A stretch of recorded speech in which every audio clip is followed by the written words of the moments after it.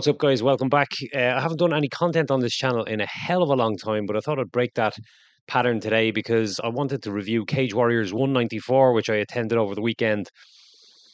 It wasn't really a Cage Warriors card that, looking from the outside in or outside of the Irish scene, will have grabbed many people's attention because it didn't have what a Cage Warriors card usually has, which is a professional title up for grabs, usually in the main event, or at the very least, someone of, quite a big stature headline in the event. I mean, if you look at it, the recent one, George Hardwick, who's a former champion in Newcastle, headlined a card. We've had Paul Hughes, as a former featherweight champion, headline these cards in non-title bouts before. It didn't have that this time around. Through a variety of reasons. It did initially have Solomon Simon due to headline the event, and he's kind of right there for a title shot in the featherweight division.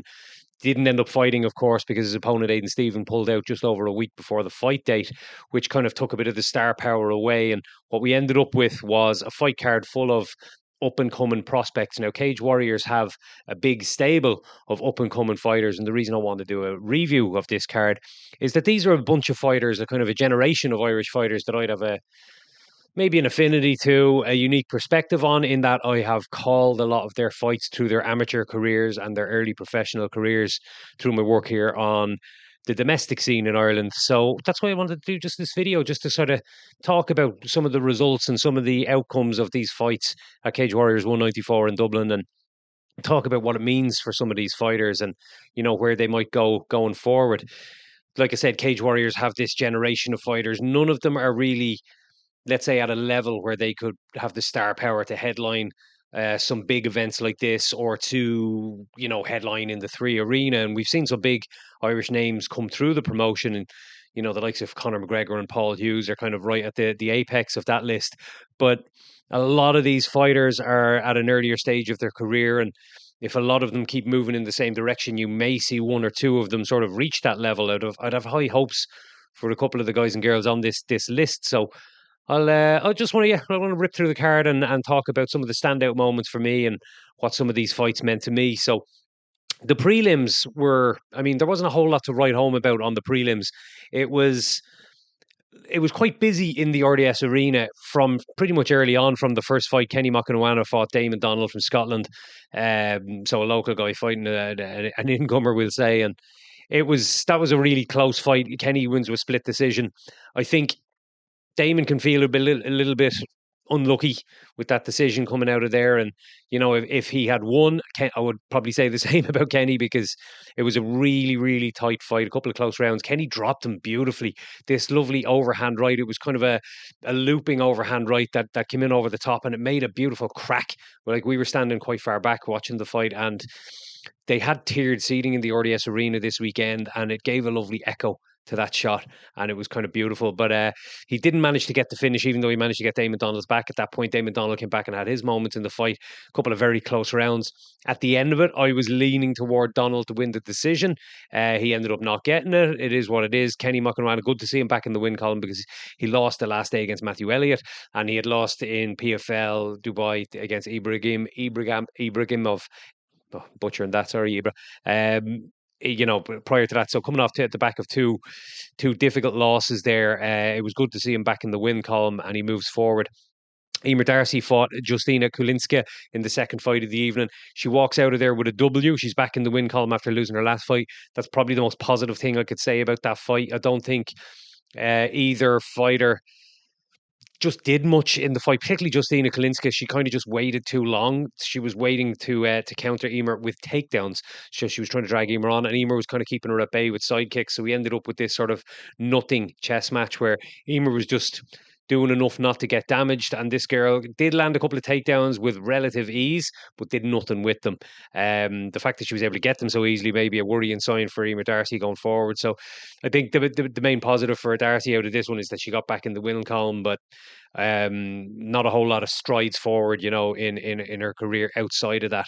There was a light heavyweight bout took place third on the card, and I was very, very impressed, I have to say, with Norbert Prietrjak, who beat Trevor McKengo by decision. But these two guys went at it. Trevor fought quite aggressively.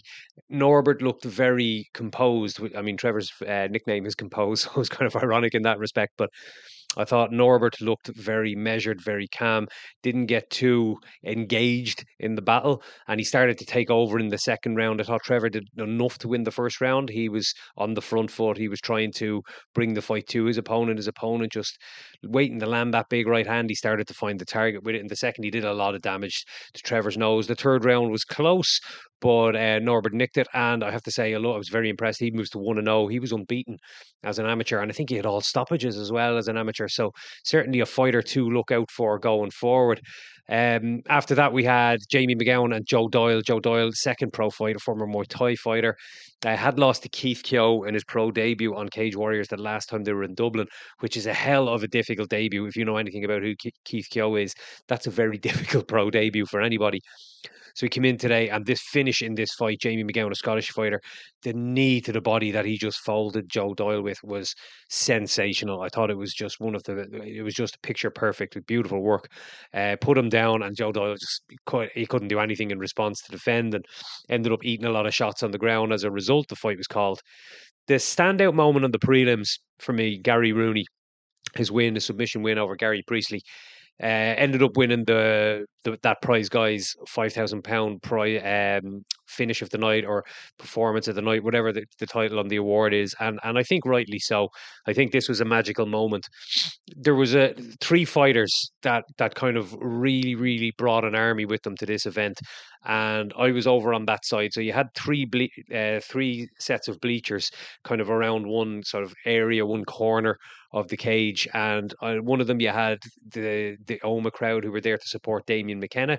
In the middle one you had the Gary Rooney crowd, the Dublin City Centre crowd, and then next to that, you had Keith Keogh's Blanchardstown crowd. So three very vocal groups of support. The Gary Rooney crowd are nuts. I have called Gary's fights since he was an amateur. Some amazing fights. You know, he's a real tenured amateur, Gary, and he's fought a lot of really good guys, the best flyweights on the scene here. He won a lot of titles in a variety of promotions, fought all around the place.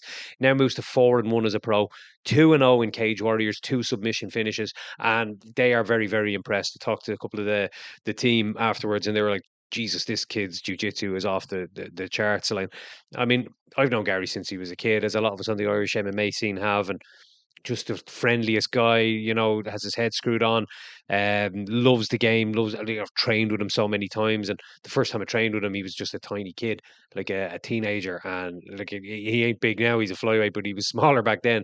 And I remember him holding me down and I couldn't do anything about it. It was a real kick in the ego. He's just so good as a grappler. Gary Priestley, what was his record? He had a weird record coming in. It was two wins, two losses, two draws. So it was very, and a no contest as well. So a bizarre kind of record, but a guy who was kind of like 40-41, but looked in tremendous shape and looked like he was there to fight. But Rooney got him down, and that choke was beautiful. Howell Chaplin, the MC, called it as a rear naked choke. It's not a rear naked choke, and it's kind of like an arm triangle, but he's from the side, and he brings the fist in over. So you're sort of doing a bit of an Ezekiel with it as well. So Gary wants to call it his own variation, the Rooney choke.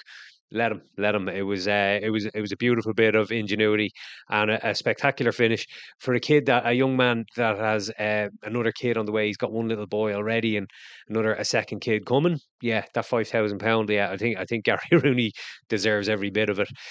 Three more fights on the prelim card that I didn't kind of catch a whole lot of because I was floating around in the back. The media room is quite a stretch away from the arena, so you had to go through a couple of corridors to get there. So I was kind of watching them in parts on the screen back there while talking to other media members and catching up with a couple of fighters who were beginning to float around down in the back. So Ryan Shelley lost the decision to Gabriel Galuccio, and it looked like he kind of got maybe just out muscled a little bit. Ryan's a really good fighter. You know, to see 12 fights into his pro career, had a really good run of it for a while and was kind of there or thereabouts in the featherweight division in Cage Warriors. The wheels have sort of come off a little bit over the last while. Picked up more losses than wins in recent times. So it's disappointed to see that a lot of time for Ryan. The next fight after that was the only fight on the card that was just there was no Irish fighter involved. Aldo Pereira and Anthony Orozco again in the unanimous decision for Orozco. And at the apex of the prelims, then the featured bout, Spanish fighter Manuel Devay won over Stephen Costello, and it was a finish. And that was the one I didn't see because I was just getting ready to interview Solomon Simon. Now, as I mentioned at the start of the video, Solomon was due to be headlining the card against Aidan Stephen. After that fight was made, Harry Hardwick, the then featherweight champion, signed with the UFC, and I was on the phone to Saul and we were talking about this because we talked about, he wanted the Hardwick fight, he wanted to fight for the title, and Hardwick's gone, so we are saying you should try and get this Aidan Stephen fight to be for a title. That didn't happen. Then the fight gets pulled, just over a week out. Obviously, there's heartbreak and disappointment because you've already put in your whole camp then. I did like Saul's words when I heard him say, that look, I've put the camp in now and that camp won't go to waste. He said that at the time. And then it's emerged, just right before the show last night, it emerged that Saul has signed to fight Nick Bagley, who's also on an incredible unbeaten streak in the featherweight division. He's signed to fight him for the featherweight title. That's going to happen on November 15th. So although he was disappointed to lose out and not fighting last night, this is a better fight for him because it's for a title, a tougher opponent, a fight of great magnitude. And at that point last night, just at the end of the prelims, I got to interview Saul. You can go to the Severe MMA YouTube channel and you can go check it out. We had a good chat about the fight, so I won't kind of dive into too much detail about it here, but Solomon's been on a tremendous run, and he deserves it, as has Nick Bagley. So that's going to be a fight that someone's going to come out on top with a belt, and they're going to have to earn it because they're by far the best two guys in that division. I think there's a lot of great up and coming fighters in there, but these two guys are just ready. I think the 5 rounds might suit Saul because he seems to be a fighter who can cook a guy, whereas Bagley seems more a bit of a wrecking ball. So maybe the longer duration, that sort of pace and output, it might be something that suits Saul. But yeah, we'll see closer to the date. We might do a breakdown video on that as it's coming up. We moved into the main card then, and if the prelims as a whole were a little bit on the flat side, outside of one or two special moments or good performances, the main card was just packed full of them. It was chaos from the get go, and no better fight to open the main card. We had Keith Keogh and Damien McKenna, the only All Irish fight on the card, and as I mentioned, out of the 3 bleachers around one corner of the arena, those guys were not far away from each other. So you had a huge Blanchardstown crowd there to support Keith Keogh and a huge Oma crowd there to support Damien McKenna. The fight ended just over 2 minutes in. Keith Keogh got the submission to rear naked choke, and in truth, he absolutely dominated the fight. He came out and he brought the fight to Damien McKenna, and he put it on him on the feet, landed a lot of damage and blows. Just didn't get to give Damien an opportunity to get into the fight. Damien is a very talented fighter and a really, really good striker too. So Keith just maybe just looked that little bit sharper to the beat and just got there, just got his game going quicker. And I don't know. Maybe did he? It feels to me watching it. Did he come out thinking he had a bit of a point to prove? Going right, like did he feel a bit disrespected that people were kind of saying this is a hell of a fight? This is going to be a close fight. Both guys coming in unbeaten as pros. Damien was coming in as 3-0. Keith was coming in as 2-0 after picking up a brilliant victory over, I mentioned, Joe Doyle in his Cage Warriors debut. Keith was unbeaten almost as an amateur. I think he went something like 13-1, 15-1. The one he lost, I believe he was quite hard done by in. So I think he's a phenom. And looking at how Cage Warriors are impressed with him, they're putting him in good slots here on these cards. He's bringing a crowd. He is an exciting fighter. He gets finishes. I mean, quite a high ceiling on this guy. A lot of us around the Irish scene know Keith because he's very bubbly personality, very friendly, and we all know Keith. We all get along really well with Keith.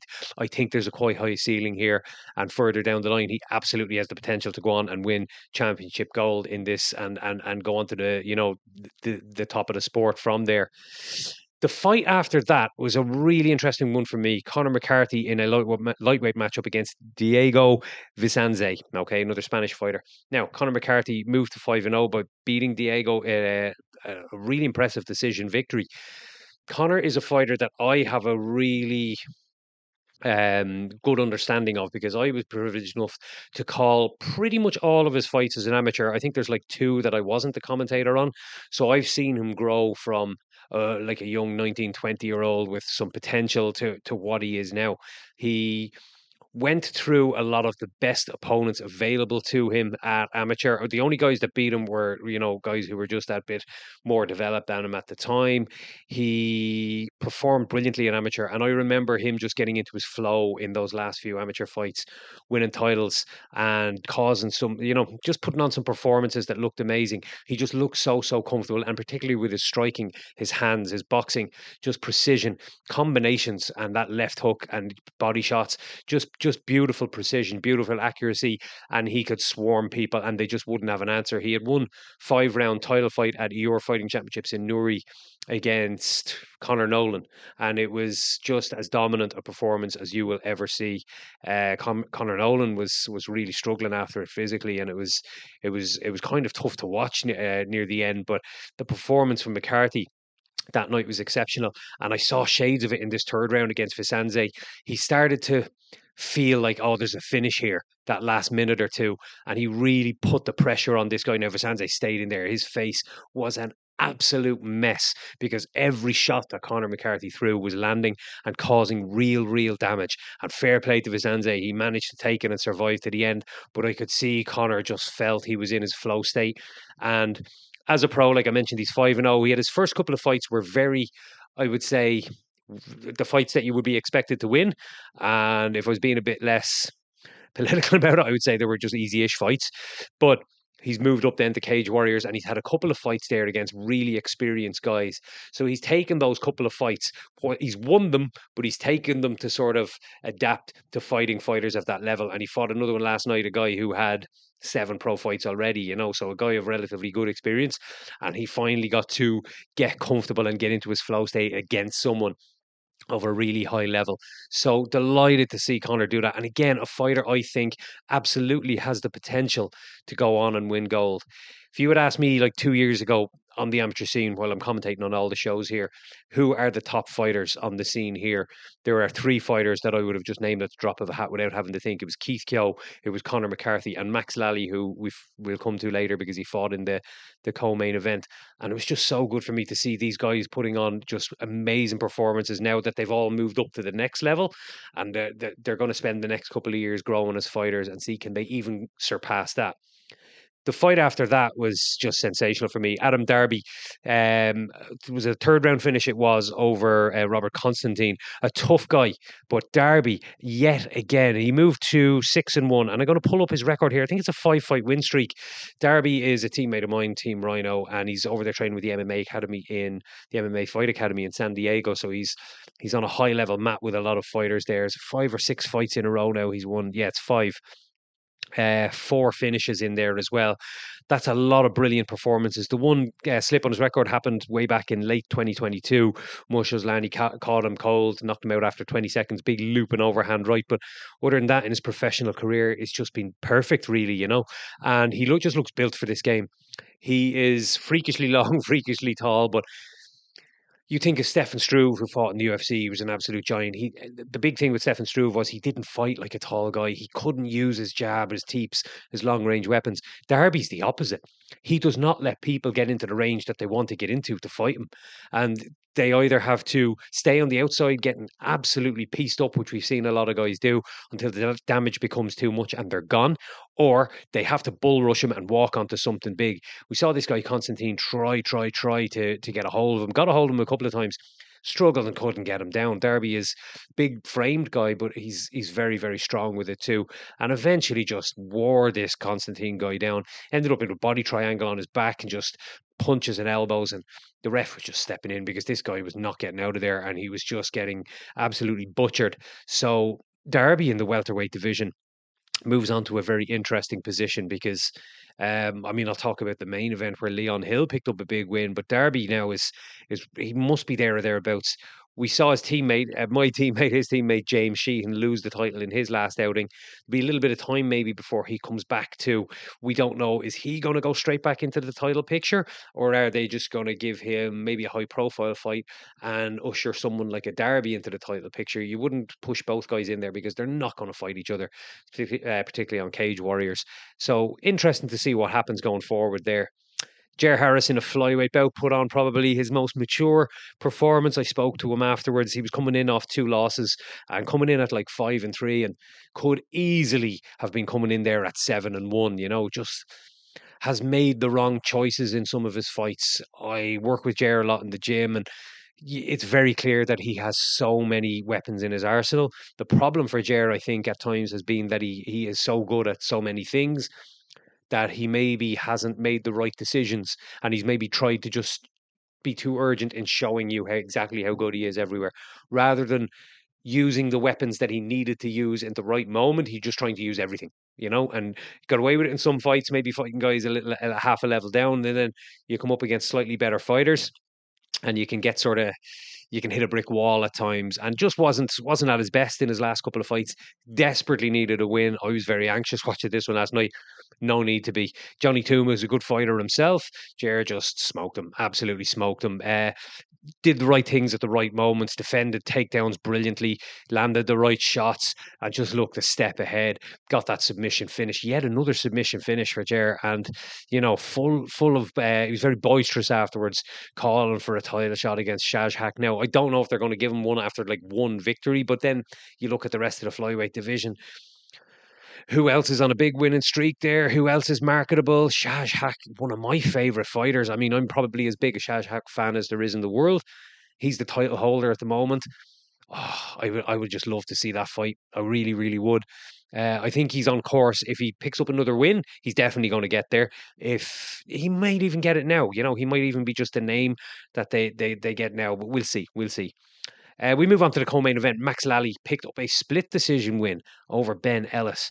Now, Max, a lot of us on the Irish MMA scene have known Max since he was a kid, a jiu-jitsu phenom, goes into MMA, I think it was 9-0 as an amateur. I called a couple of his fights as an amateur.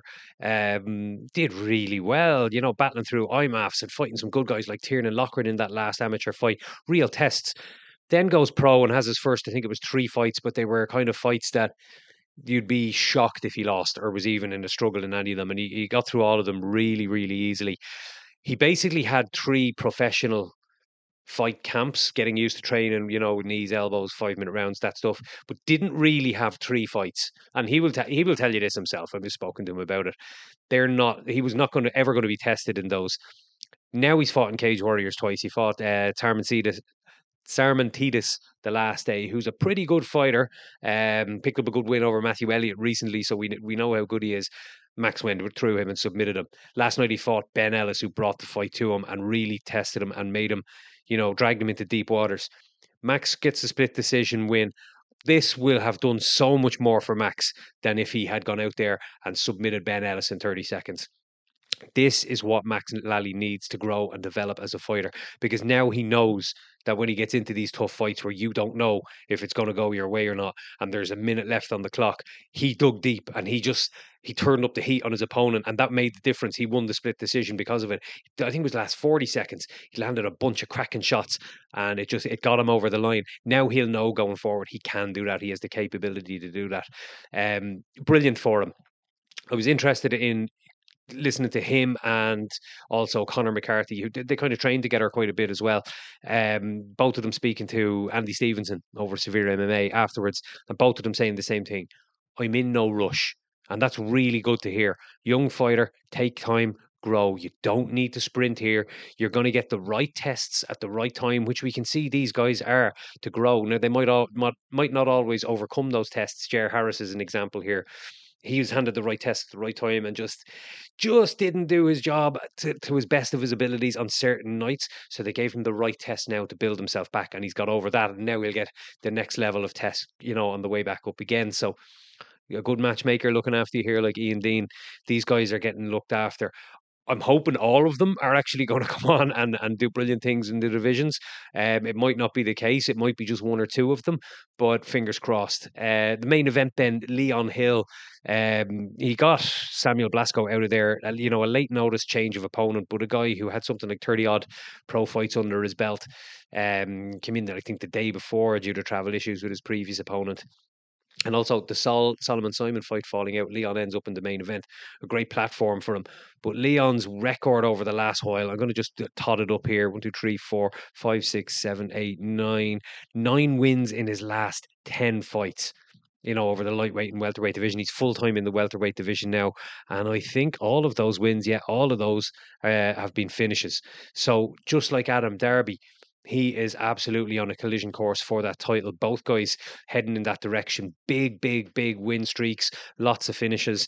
Are we going to see one of them challenge Justin Burlinson for the title next? Is Justin Burlinson going to be moving on somewhere, maybe like going to a short notice opportunity to the UFC, leaving the title vacant? James Sheehan, is he going to be factored back into this? There's a lot up in the air in that welterweight division. But I'll tell you what, really good to see those fighters like the likes of Leon Hill, Adam Darby making a statement there last night. None of those guys on that main card came in and like with Max, you could say scrape the win, but those guys in the welterweight division didn't come in and scrape a win. They both made a statement and they're making themselves kind of undeniable. So there's some big decisions for matchmaker Ian Dean there. Max gets his 3 rounds, gets to grow.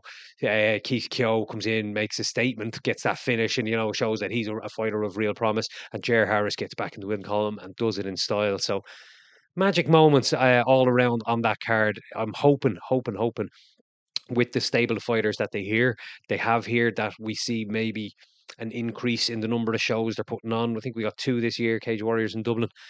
I think you have enough fighters there to make 3, because there's quite a few Irish fighters that weren't even in action there tonight.